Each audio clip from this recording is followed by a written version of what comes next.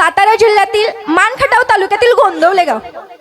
त्या गोंदवले गावातील एक संत आहेत ब्रह्मचैतन्य गोंदवलेकर महाराज. त्या गोंदवलेकर महाराजांना एका व्यक्तीने एक प्रश्न विचारला.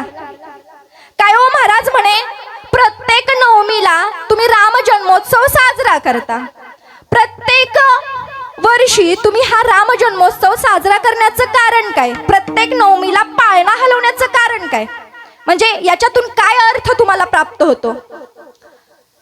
म्हणजे राम जन्मोत्सव, आता राम म्हणजे त्रेतायुगात होऊन गेला, मग त्रेतायुगात झालाय, त्याचा विषय तिथंच संपलाय. मग तुम्ही प्रत्येक वर्षी म्हणजे प्रत्येक वर्षी रामाचा जन्मोत्सव साजरा केल्यानंतरच तुमच्या रामाचा गौरव होतो का? असं म्हणल्याच्या नंतर ब्रह्मचैतन्य गोंदवलेकर महाराजांनी जे उत्तर दिलं ते उत्तर मला फार आवडलं.